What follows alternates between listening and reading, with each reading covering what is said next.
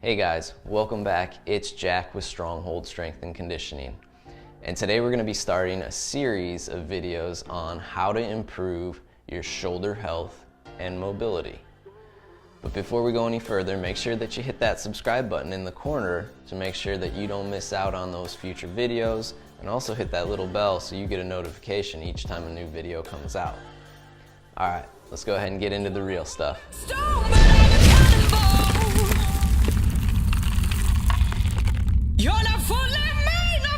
Alright, so how to improve your shoulder health and mobility. Now this is a very extensive topic, and you'll see that as we start to dig deeper and deeper into it. But where I want to start today, and the very first thing that I should ever mention in any health and mobility video, is going to be your nutrition. Your nutrition is the base of it all.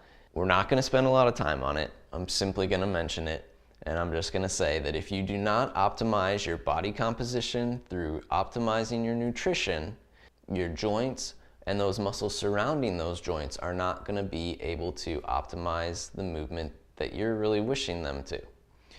So if you guys would like help with your nutrition and how to optimize nutrition for your performance, take a moment, stop by our website. I'll put our link down below in the description. And we'll go ahead and get you guys headed in the right direction with that, so you have a good base to build off of for all the rest of the stuff that we're going to be talking about here. Let's go ahead and dig into the actual shoulder structure some here.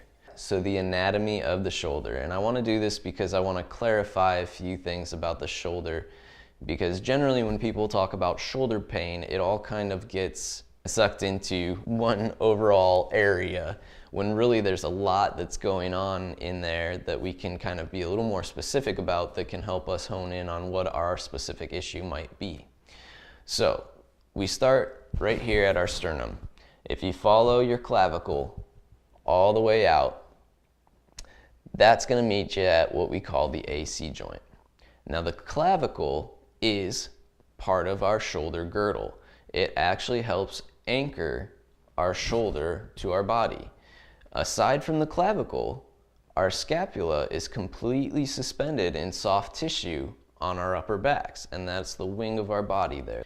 So right here from the AC joint, that's where the clavicle meets the scapula. Now on the scapula itself, we have what's called the glenohumeral joint, and that's where the ball and socket articulate. The humerus meets the glenohumeral joint, and that's where our arm is connected to our body, actually into our scapula. So our arms are technically suspended by the scapula in soft tissue as well. So that's the only thing that's holding our arms in place, is that connection to the scapula, and then that connection through the clavicle into our sternum, surrounded by a bunch of soft tissue now. Okay, so if we look at the front of our bodies, you have your pec major, pec minor, you have your biceps tendons going into that shoulder from the front side, you have your deltoids running over the cap of the shoulder there, you have your triceps running into the back of the shoulder there, you have your teres major, teres minor, you have your rotator cuff muscles, which are going to be your supraspinatus, infraspinatus, and your subscapularis. You have your rhomboids, you have your mid trap, your upper trap, and your lower trap.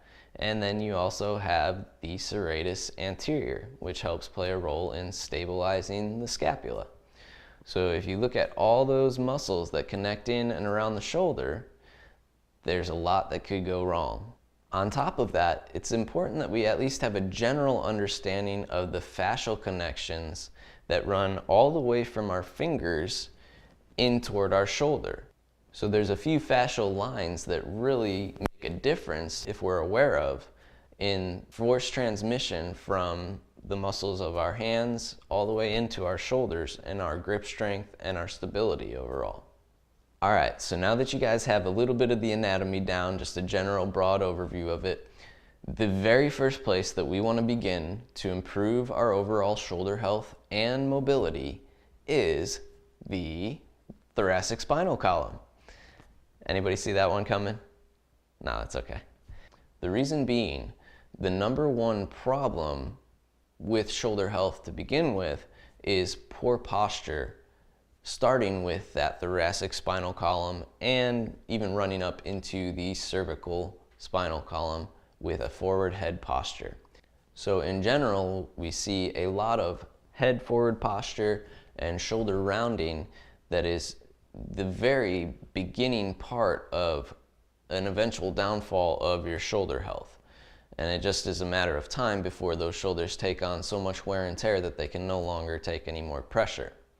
Now that forward posture is a problem in itself because it starts to shorten a gap that's already small to begin with, right around that AC joint. So that's usually where we see some form of impingement at the shoulder or bursitis at the shoulder, where there's inflammation from those tissues because we've shortened the gap that's already a small gap to begin with. So today I'm going to take a moment to show you guys where to begin to work on your thoracic spinal column mobility. All right, so there's two places that we want to look at to improve our thoracic mobility overall. Generally, we lose extension of the thoracic spinal column and the rotational ability of the thoracic spinal column. So we're going to do two mobilities today to help you guys start to work on that, and that'll be your homework as we go forward. So I'm going to start with the foam roller here to improve thoracic extension.